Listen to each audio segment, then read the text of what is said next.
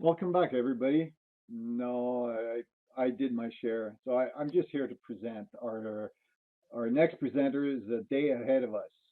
Based in Brisbane, Australia, it is really as is it really as hot as Marty tells us? He models northern New South Wales on his HO scale layout, hosts amazing operation sessions, even a few Katie shows up to disrupt movement every now and then. He recently became a master model railroader, number 749. How did you mutton bird score when judged on the layout? Okay. Please welcome Craig Mackie. Thanks, Lloyd.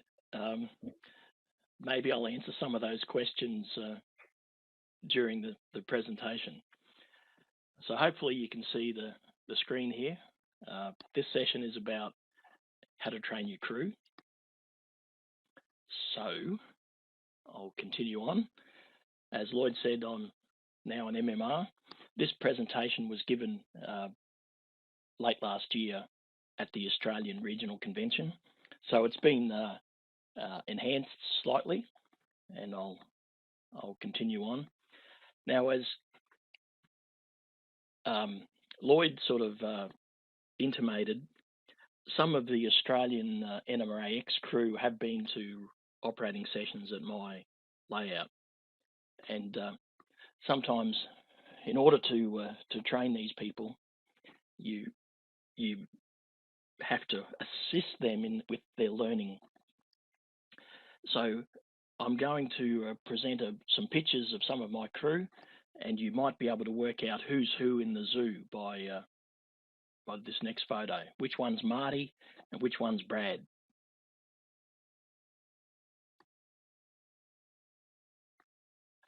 Okay, well, what are we going to talk about? We're going to talk about how you get the people who come to operate on your layout to understand what makes your layout tick. You built the layout, so you know what all the locations are, where they are, how to operate at each particular location, how to control the turnouts there. People might want to understand what's involved in operating, so they can put their hand up to say, I want to come and operate there. So how do you articulate all this information to these people? Is there a timetable? Is there shunting or set outs and pickups and to the American folk there? Are there particular rules that need to be followed? What DCC system do you use to operate your layout? Is there a type of communication? And how do you bring new crew on? You know, is there a contract to sign? And then there's also what happens on casino. We'll go through that. And then at the end of the day, how do you judge that you've had a successful operating session? So there's a picture of some of my crew, and that was the shed probably about 8 years ago. So it's changed a bit since then. There's more scenery and more rolling stock and more levels. So back to the presentation. So how do you impart your knowledge on your crew? As I said before, you know what you're modeling, you know the locations, you know the particular trains that are being run, but how do you tell people that a particular train goes from location A to location F while another train goes from location B to D? And in fact, another one might go from D to A. So does anyone else know this? Does anyone know the locations? You might model a particular outline and the geographic location of the locations might be well known, but where are they inside your layout room? So what this presentation is trying to do is to help you share that information. and then create an atmosphere of immersive operations on the layout. And then bringing this all back to one of the key tenets of the NMRA is the AP program. If people are operating, you can record who's operating to help them get their dispatcher certificate. So my layout is set in New South Wales North Coast and in fact the Queensland dual gauge. So the layout runs from a location called Grafton to South Brisbane, and we've got 2 branches from Casino to Murwillumbah and Dutton Park to Fisherman Islands. Now, young Brad lives down between Casino and Murwillumbah. So the locations are listed further on. I model between 1985 to 1991, and I've got some modeller's license. I use an NCE DCC system with radio throttles, but I also do allow the people who come in with their phones to operate. I've got multiple methods of controlling the points or switches, and for each of the locations, where are the actual control panels? So this information needs to be passed on to the crew. Where do we locate the control of the timetable cards, the shunt lists for each train? And how do we communicate to the North Coast Control, which is my parlance for the dispatcher? So that brilliant piece of diagram there is basically showing how the layout all fits together. The door into the shed is here, and it's walk around the layout, and you can go up along the back there. So this tells people where they can plug in. If they don't have a radio equipped throttle, they can plug in. And some of this information was used for my electrical AP as well. So some details. The shed's 40 foot by 20 foot. It's insulated and lined, air conditioned. And the important information there, we have a beer fridge, we've got a sink, and tea and coffee facilities. A 5 amp system. I run JMRI on a Raspberry Pi. I don't always have that turned on because I've now gone for the Wi-Fi tracks WFT30 for people who bring their mobile phones. So basically the whole layout is single track with lots of crossing loops and locations where wagons are left and picked up. And I have a system, a staff system to control access to the single track. For some parts of the world, it's a token-based system. I use Skype headsets. Every operator has a headset that they plug in and they can talk to North Coast Control. We've got LED lighting over all the baseboard decks. There's a number of developing mini scenes, and the whole layout represents what happens on the New South Wales North Coast on a Sunday back in the 85 to 91 time period, where there was no one in any of the signal boxes and the train crew used to work themselves through all the crossing loops. And just some distances here. Grafton Yard to Casino is 22 metres, and that's probably about 25 yards. Casino to Murwillumbah, 38.8 metres. Grafton Yard to Acacia Ridge Yard, which was the original size of the layout, was 101 metres, which is probably about 110 yards. Grafton Yard to South Brisbane, which was the extension from Acacia Ridge to South Brisbane, is 135 metres, which is close to 150 yards.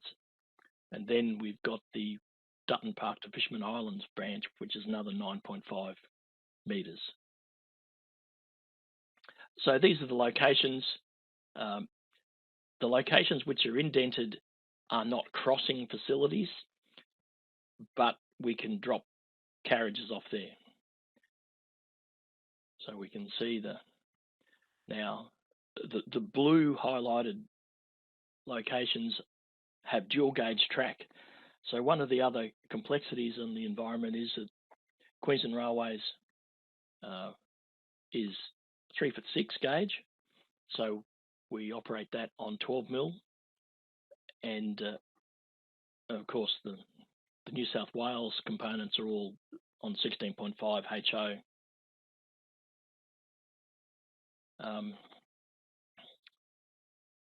So here's another photo of the same location from earlier on in the presentation, and there's a little bit more scenery there.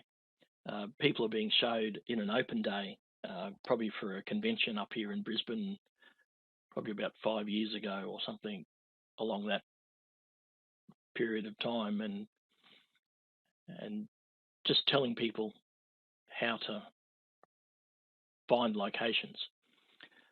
So what happens in my operating sessions, and when you want your crew to learn things, how do you schedule your operating sessions? Do you call for nominations? What do you do before and after the session? Do you provide dinner, lunch, pizza? What other enticements do you have for your crew to get them along? Do you have tea and coffee and cold water, beers and soft drink, chips, biscuits, a barbecue? Do you provide updates about what's happened since the last operating session? For example, you might have scenicked a particular area. And how do you manage the session as it unfolds? What happens if something goes wrong? As Corporal Jones used to say in Dad's Army, don't panic, don't panic. So is there some sort of post-session debrief, relaxation or refreshment session? Do you get feedback from your crew? So there's some of my crew, and that's a before session, people rocking up, the barbecue's being cooked. That's an after session photo. And I've got a couple of photos here of the crew. You can see PK on the right there has his headset on still. Again, this was from the last operating session on the 27th of December. There's 3 photos of the crew here. Some of these crew are actual train controllers from Queensland Railways. Some are ex-drivers, ex-railway staff. So who makes up your crew? Do you have a dispatcher? Is there a yard master at your yard locations? And how many drivers can you tolerate? Do you have shunters? Who controls what wagons go where when you're removing them from wagons? Are your crews 2-man? Do you have a driver and a second person? Does your system allow for remote operations, like Dave Aberley's system, the Onondaga cutoff? What jobs do the crews undertake? Do the wagons have to be loaded or unloaded when they get to certain locations?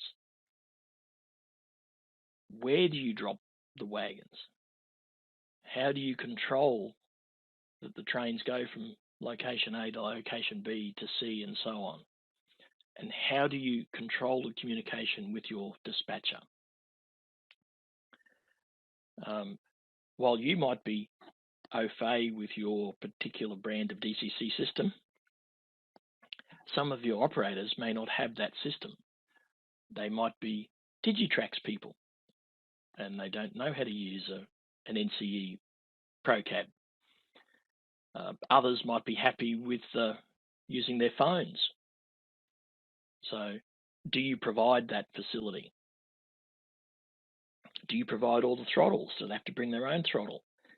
Do you then have to address the throttle with the particular cab ID, because it's not good to have two people with the same cab ID when the second person won't be able to control the train.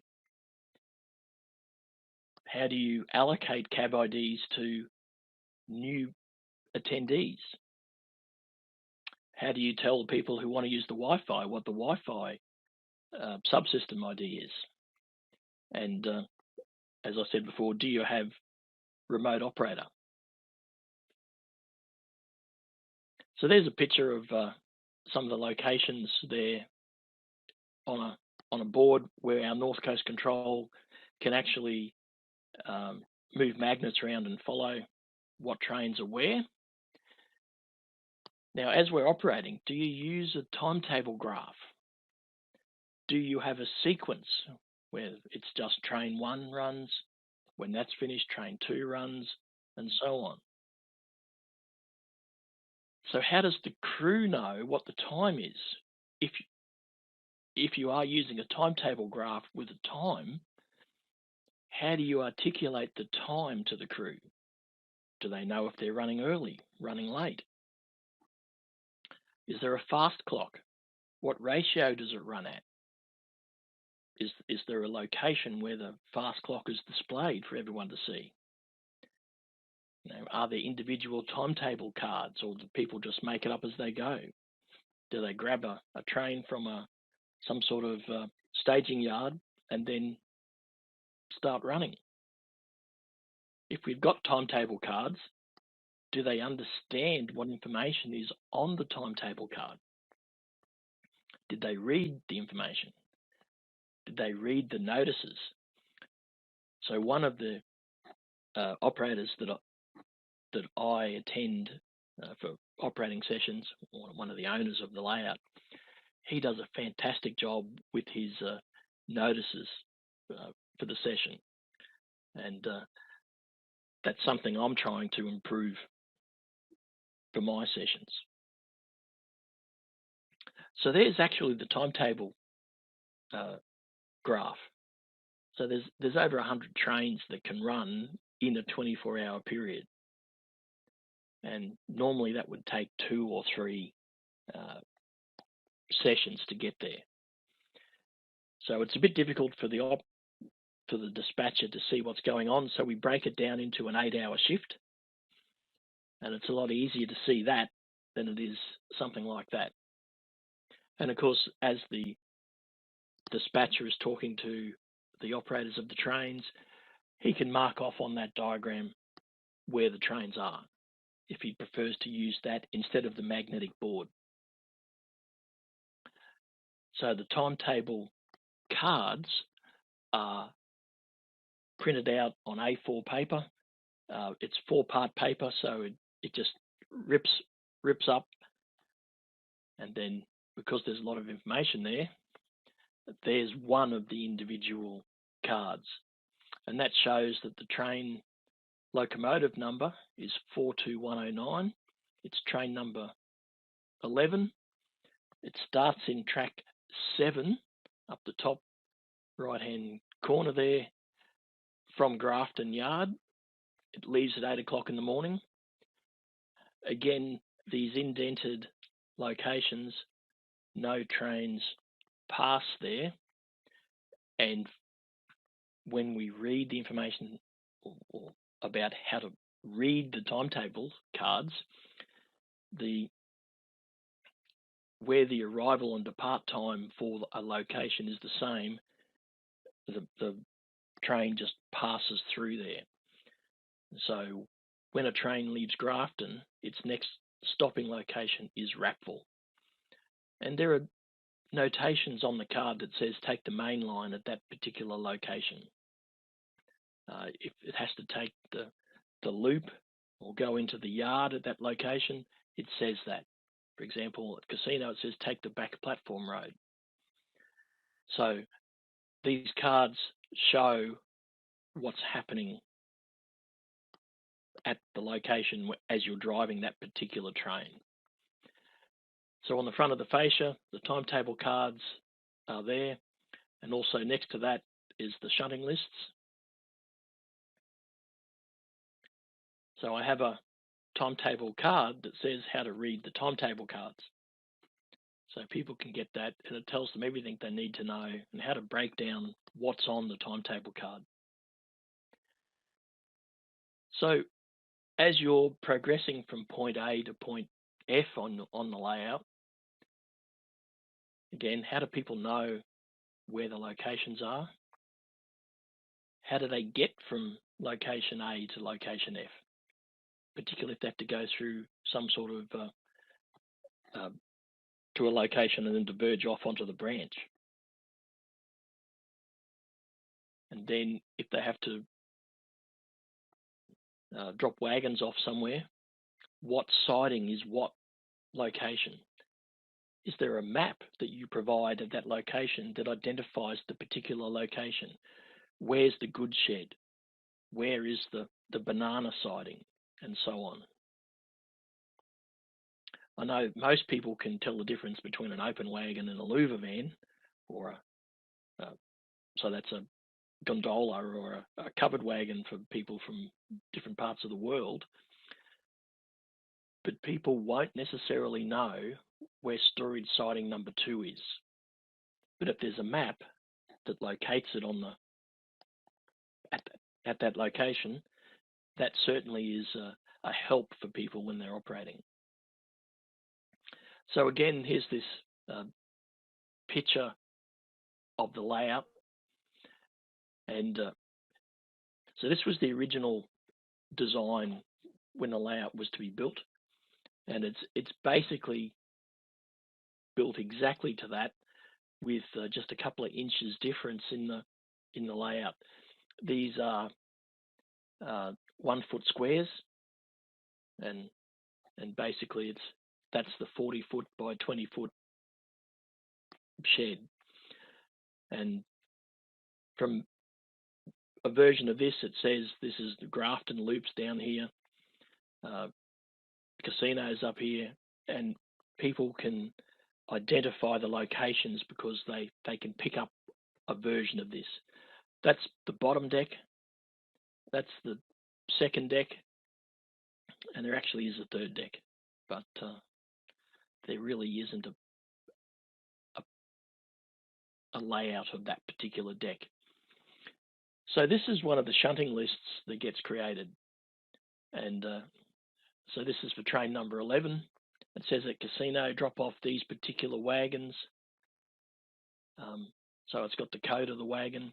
Some of them, my eyesight wasn't that good, and I've never gone back and identified what that number actually is. But we've identified it, that's the brown wagon or the black wagon. At Old Casino, it drops these wagons off.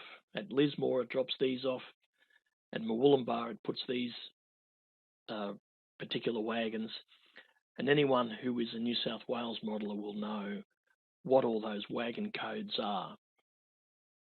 But while we're operating, someone can always ask. And the wagons are always grouped together so that when they have to drop 4 wagons off, they are 4 consecutive wagons. So I've simplified that for the operators. So while you're operating on the layout, are there any particular rules? As you enter a crossing location, do you keep left? Do you keep right? Do you follow what the card says by saying, take the main, take the loop?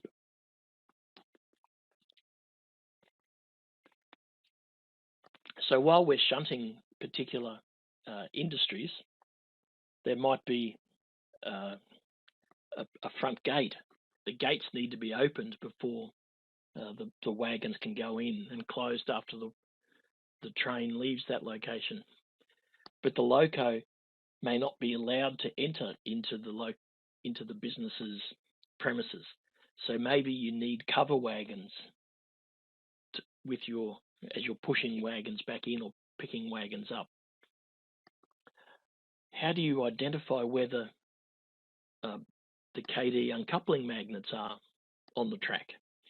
So I tell people that on side of the rail, there's a white strip about 1 inch long, and that is the location of the KD uncoupler. How do you know the clearance point in a crossing loop? So if the rear of the train must be past that point, or the front locomotive needs to be behind that point, I indicate that with some yellow paint on the rail to know that once you're in there, you're safe from being hit from a train coming in the opposite direction. So again, another older picture of the crew. You can see their headsets there. That's taken a few years ago. It's been tidied up a lot since then. And this photo was taken in December last year. So you can see the lights. We've got blue back scenes or the sky scenes and back scenes as people are operating there. So how do you control your trains? Do you just drive them and follow signals? What happens if you don't have signals? Do people know what a signal aspect means? Are there train orders to record and follow that the dispatcher reads out, or is everything on the timetable card? Do you need permission from the dispatcher to depart or proceed from a particular location to the next location?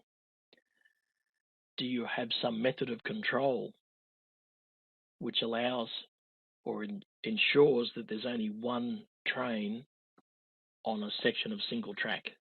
So which is our staff machines or a token-based system? Are there particular speed limits to be observed? And how do you control your points or turnouts at various locations? Because you might have different types of control for different locations. Some could be wire in tube, some are push buttons. Another one could be just use your hand to change the turnout. How do you communicate? Are there phones on the fascia? Do you use CB radios? Are there plug-in points for headsets? Do people use apps on their phone? And what are the procedures for the communication? Is there some sort of standard so that you identify yourself, your train, and the location you're in, so that the dispatcher can immediately know, oh, that's the driver of train number 11, and he's located at Casino. So he can update his magnetic whiteboard and give permission to go from Casino, for example, to Rapville. And then what happens if something fails? Are there procedures in place that you advise your crew on what to do? So that's actually at Grafton Loops. There is a phone there, and that phone has a push-to-talk button on it. And to the right of that, you can see it's plugged in.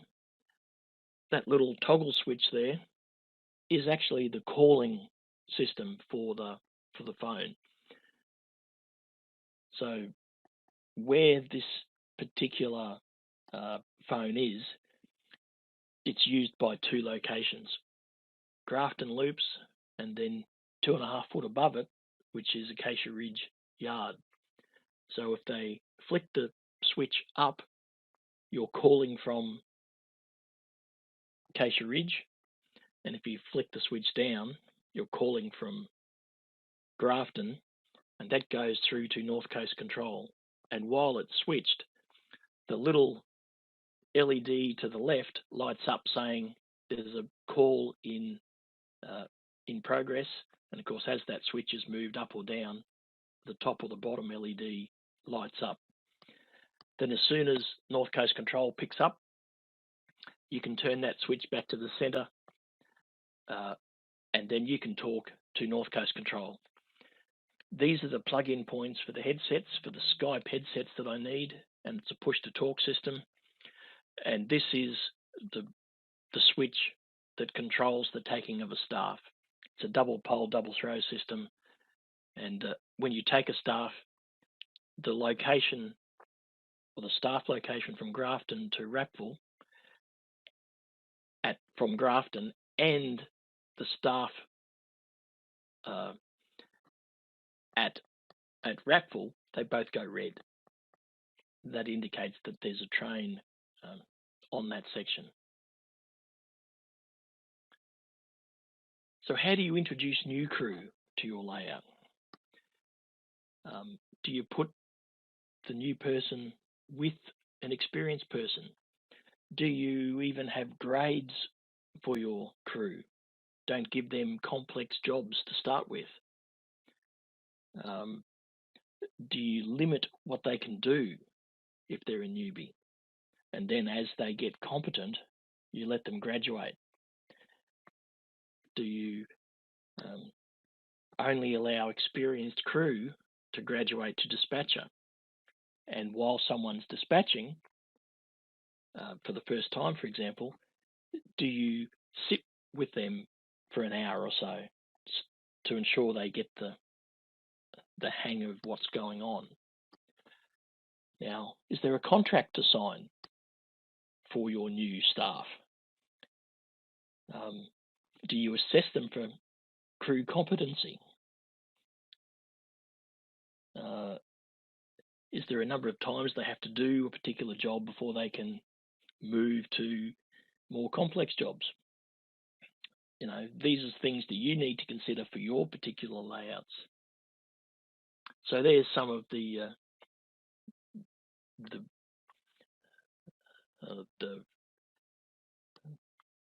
form that people have to sign when they rock up to my place for the first time. It's a bit of fun. So there's some of the crew, and I even let Victorian modelers on my layout. That's why Marty can come. Again, that's from the last operating session from December. And we've got a very narrow space there, and you can see 5 people in that particular location. You can see Glenn here is using the phone for his method of control.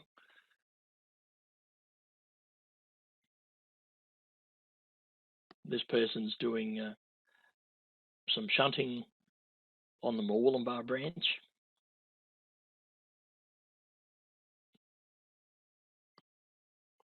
So all this information that I've talked about today, I've incorporated into the casino operations rulebook.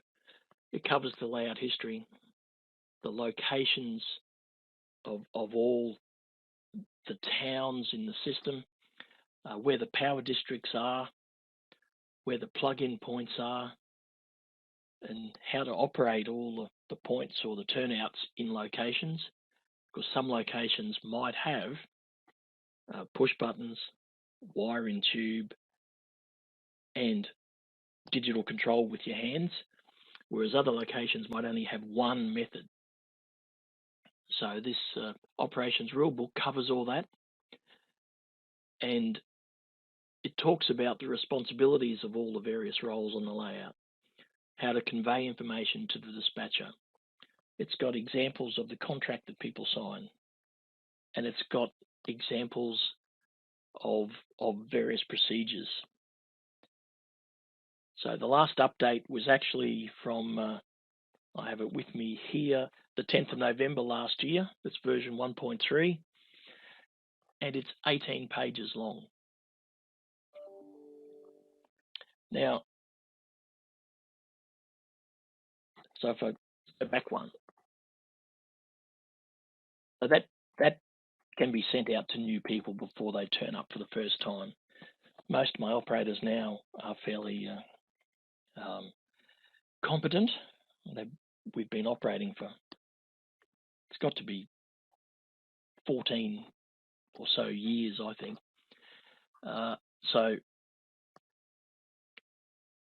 But how do you judge the success of your operations session? Is it the quality of the attendees? Is it the amount of banter that occurs? Are people queuing up to attend the session?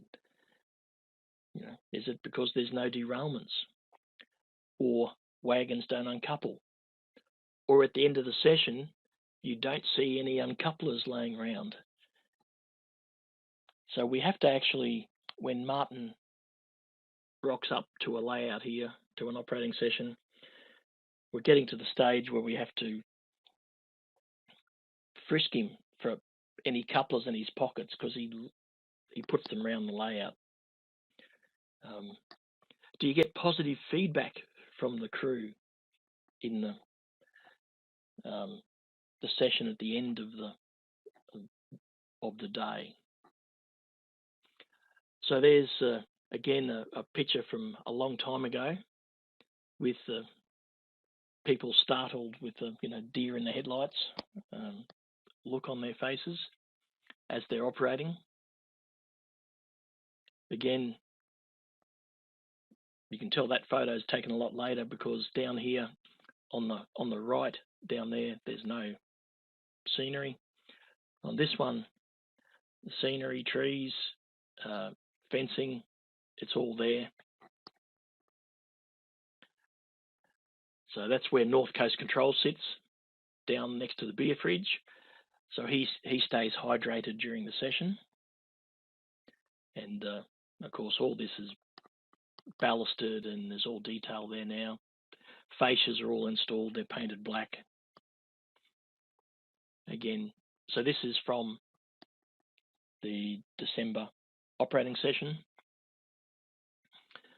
I've turned the lights on around here, and at the moment there's no lights around here, and I specifically didn't have the lights on in the shed, and that's why everyone's struggling to see, I think, numbers on sides of locomotives. And so I think we need to put some more lights on this area eventually, so that's more work. And this is an overall view from the opposite end of the shed. North Coast Control is underneath the TV on the top of the picture there, and these are the various locations that are scenic. The yard where everything starts isn't scenic, but the rest of the layout is. And again, the end yards, that's Acacia Ridge, that's Fisherman Islands, and there's people in the back aisle over here, and different people hiding, talking behind all the various scenes. So just to sort of conclude the session here, you'll notice in one of the online model railway hobbyists, they had some a questionnaire, I think, of probably 18 months ago now, talking about what ruins an operating session. And there was things like unreliable operations, frequent derailments, unreliable equipment, complicated equipment, tight aisles. Now I do have tight aisles in some places. Certainly, people don't want warm beer. They don't want a hot environment. If you're providing radio cabs, make sure you've got full batteries. And if you're unwell, then don't turn up to an operating session. Try and clean the area so people can operate, and incorporate instructions for new operators. And we also have issues at our layouts when we go. We have people going the wrong way. They have to go from location D to F, and they end up going from D to A. They've just left in the wrong direction. We have people drop off wagons at the wrong location. It says drop a wagon off at the good shed, and it's at the banana shed, not the good shed, or it's in a siding instead of the good shed. So bit by bit, we try and add more detail to the timetable cards or to the instruction manual so that people can learn and understand, which always assists in making the layout operation session more, I suppose, enjoyable and immersive. So, in conclusion, there is no set formula for success. I think you just need to refine what seems to be working, fix up things that aren't working, have a think about what you need to change, then give it another try. It may take some time. We've been operating for quite some time, and we're certainly not perfect yet. I'm not sure if any layout is ever perfect. And there may not be a right or a wrong way, it's just your way. So give it a go and see if you can train your crew. And again, a few links here, a few blogs where people record their attendance at various operating sessions. And of course, thanks to Model Railway Hobbyist, where I stole some of those pet peeves and issues that people wanted to report. And thanks to a couple of people who are regular attendees at my layout. So, are there any questions? Yes, there is. Yes, there are. Okay, let me just go check. Yeah, there is a lot. First question, Daz asks, what do you consider the most important job that should be done before any op sessions? Well, hopefully, clean your track, clean the locomotive wheels. So they're two of the most important. Next one might be stock the fridge so that there's cold drinks for people who turn up. And then make sure all the trains are in the correct spot for when they do launch into the operating session. Okay. I've got a personal question is, do you have teams of twos or is it just one operator? We don't. Everything's single man, but we can have someone escorting someone so that someone who's new can learn how to where the locations are and the various procedures. Okay, so basically you don't change the way your operations are. So, or basically no. No. Okay. How do you encourage people that have never operated on a layout before to join in? Well, in the last couple of years, we've had a couple of people come along who are part of our NMRA group, and they wanted to learn about operations. We said, well, come along. So we invited them. They wanted to eventually try for the operations AP or dispatcher AP. So it's a journey. They're not going to do it in 2 years because you have to get your 50 hours up. You have to do all the planning for an op session.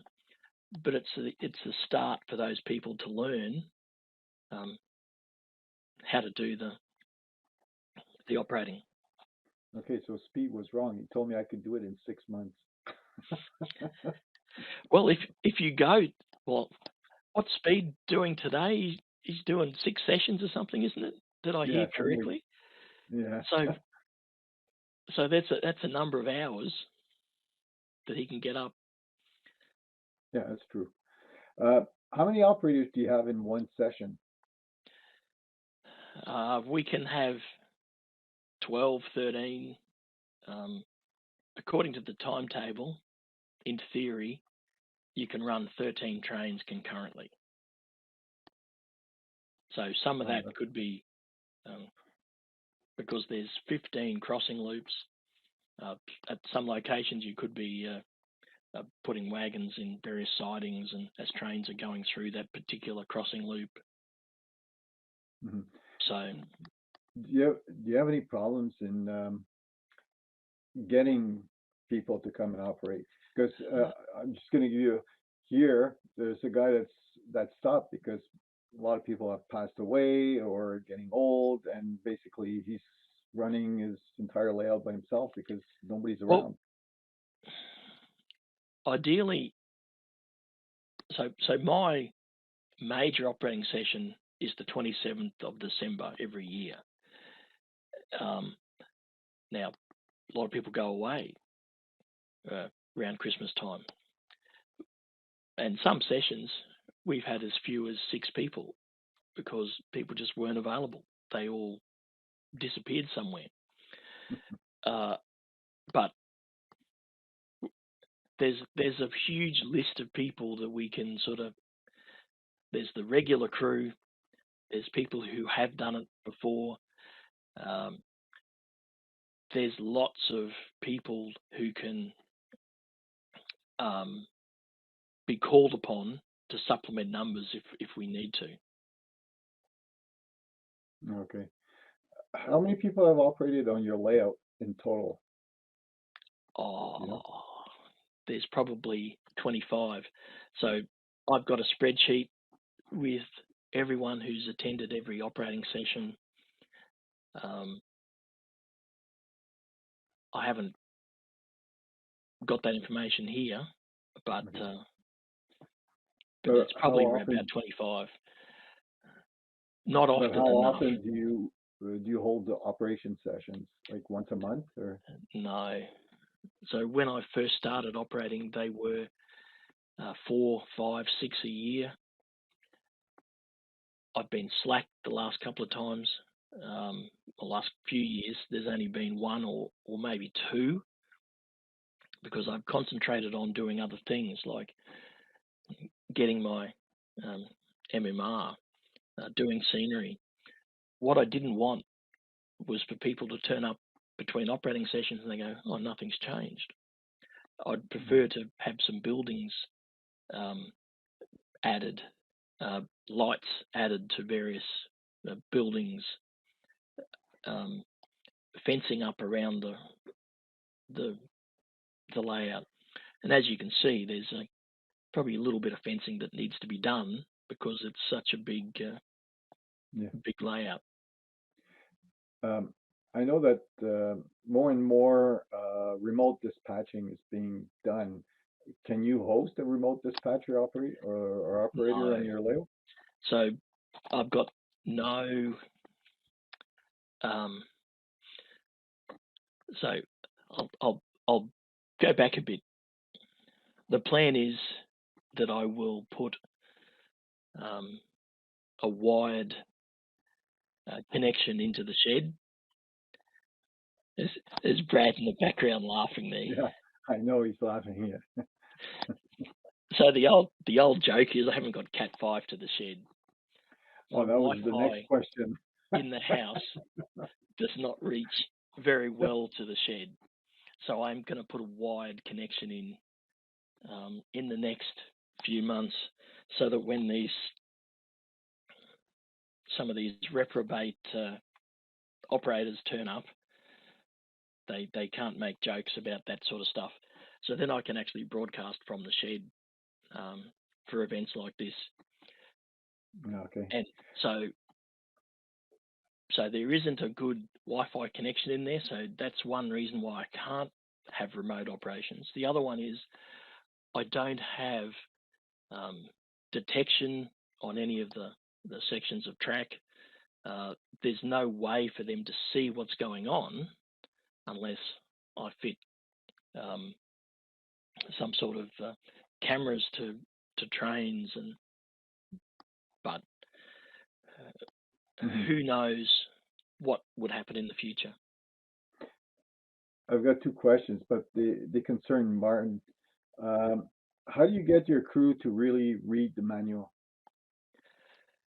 Well, it's a bit hard. People like Marty can't actually read.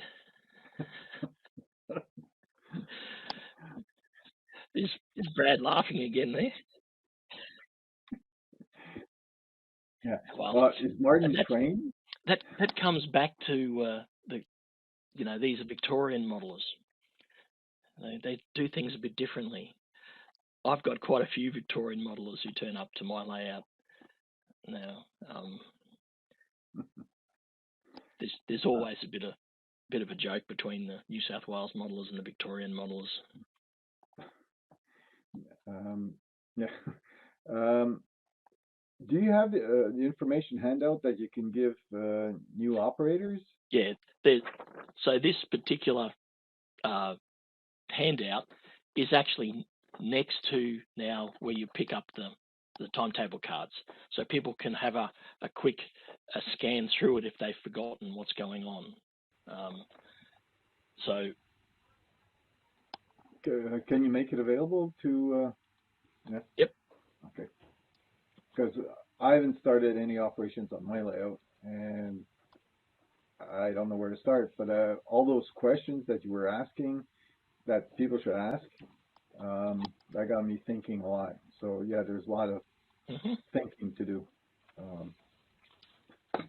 I'm sure we'll work with Craig to get the presentation and his manual in a PDF form, and we'll share it to the NMRA group for anyone that's interested. I think there was a copy from the Australian convention. There was a copy on the Australian NMRA website, but I'm not sure if it's still there. Brad might know. No idea. If it is, but. Let me see, is there any other questions?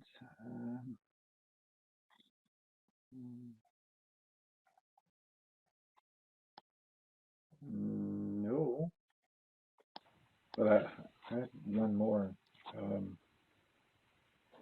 Just quickly, Lloyd, before you, I do have one question. Craig, mate, when can we see a clinic on your electronics? Right. I know firsthand it looks great on the fascia, but I'm sure there's a lot of background. So now that you're an MMR, you've got a bit of time on your hands. Is there a clinic in the wings? Well, for the last 3 years, I think I've been trying to find time to do a clinic on how to create a timetable graph. So that might be the first one that I get to, but that's probably still 12 months away. Because, as you know, our local division up here, Division 1, it's running a clinic day in May, and I've been tapped on the shoulder to do 3 clinics there. I'm just starting to write those ones. There's another convention we have every 2 years in Armidale, which is sort of about 500 odd kilometres from Brisbane and Sydney. So it's in between the two locations, but west. I've got to do a presentation for that one. So it looks like you're going to have to join.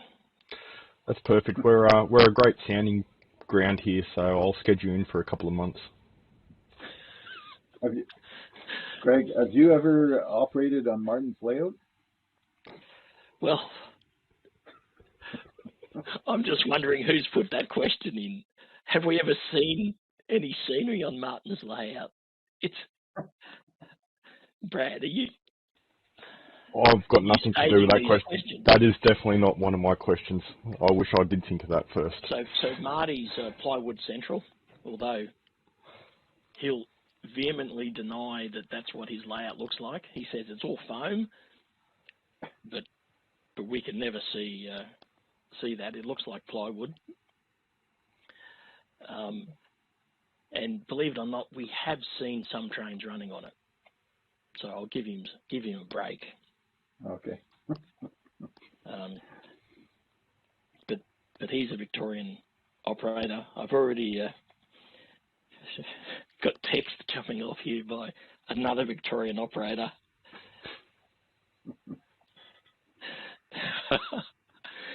There's some funny stuff here.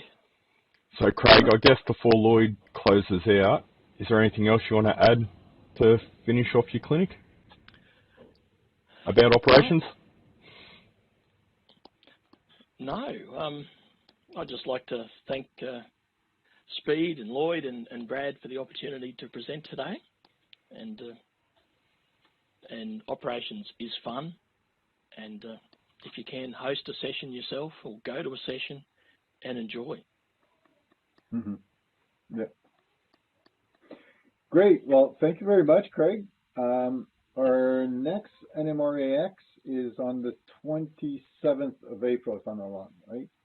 That's correct. Right. That's correct. So we've got 3 clinics.